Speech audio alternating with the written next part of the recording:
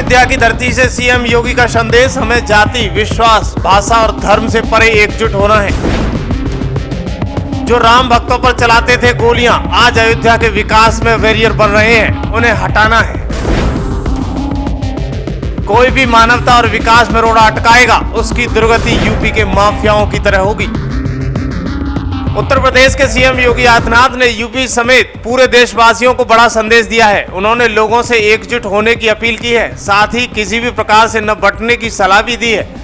UP के CM Yogi Adityanath ने दीपावली के मौके पर अयोध्या में नवनिर्मित राम मंदिर और हनुमानगढ़ी में दर्शन पूजन किया और जाति, मत, भाषा और धर्म से परे एकता बनाए रखने पर जोर देते हुए कहा कि भारत की शक्ति सनातन धर्म से जुड़ी है।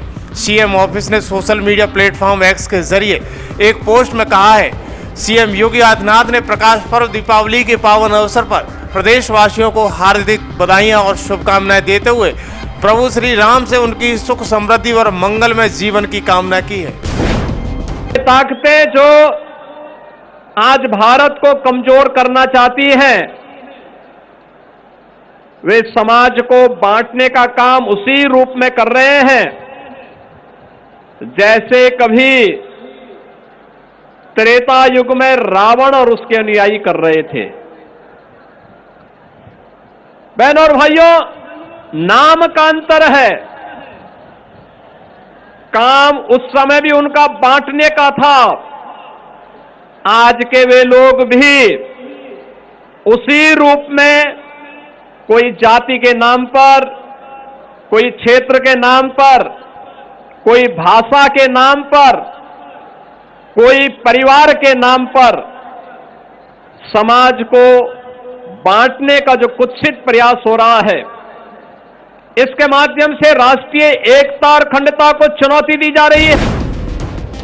दरअसल मुख्यमंत्री के पोस्ट के मुताबिक इस वर्ष दीपावली का पर्व ऐतिहासिक और अभूतपूर्व है, क्योंकि श्री राम लला 500 वर्षों की लंबी प्रतीक्षा के बाद अपने धाम में पुनः विराजमान हुए हैं। उन्होंने कहा कि अयोध्या धाम में प्रभु श्री राम की पावन जन्मभूमि पर बने भव्य मंदिर में असंख्य दीप प्रज्वलित हुए हैं। इसके बाद लोगों में खुशी का माहौल है। अयोध्या एक बार फिर से राममय हो चुकी है। दरअसल सीएम योगी आदित्यनाथ ने कहा कि आरएसएस के नेतृत्व और पूज्य संतों के आशीर्वाद से रामलला भव्य राम मंदिर में विराजमान है।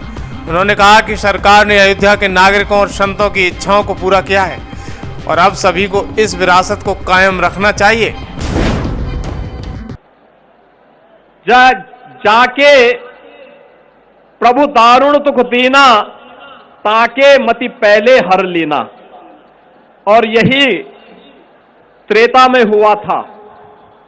रावण हो, कुंभकर्ण हो, मेघनाथ हो, मारीच हो, खरदूषण हो, ताड़का हो, ये सब एक जैसी गति को इसलिए प्राप्त हुए क्योंकि इनका पक्ष धर्म का था, असत्य का था, अन्याय का था, अत्याचार का था, शोषण का था। सीएम योगी ने कहा कि यह आत्मसंतुष्टि का समय नहीं है, हमें जाति, विश्वास, भाषा और धर्म से परे एकजुट होना चाहिए।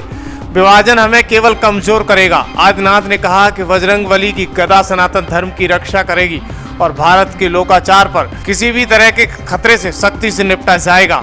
इसके लिए तैयार रहें। दरअसल सीएम योगी ने कहा कि भारत की ताकत सनातन धर्म से जुड़ी हुई है। हमारी असली पहचान सेवा के प्रति हमारी प्रतिबद्धता में है, न कि केवल शब्दों में है। योगी आदित्यनाथ ने अयोध्या के मीरापुर बुलंदी दलित बस्ती का भी दौरा किया, जहां उन्होंने दलित महिलाओं की मिठाइयां और कपड़े बांटे और बच्चों को चॉकलेट भी दी।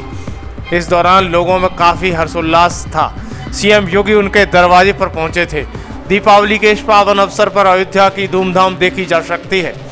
दरअसल दीपावली के महत्व पर रोशनी डालते हुए उन्होंने कहा कि कैसे त्रेता युग में भगवान श्री राम के 14 साल के वनवास से लौटने पर अयोध्या के दियों से रोशन किया गया था।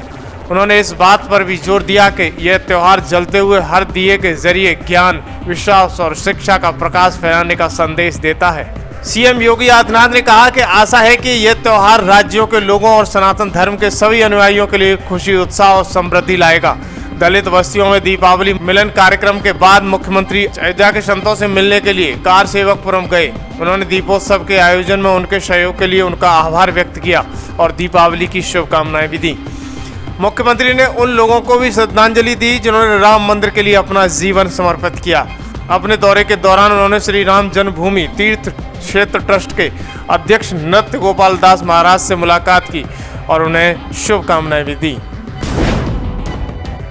बहनों और भाइयों, ये जो कार्य हुआ है, जिन लोगों को नहीं करना था वे प्रश्न पहले खड़ा करते थे, आपके अस्तित्व के लिए राम भक्तों पर गोलियां चलाते थे।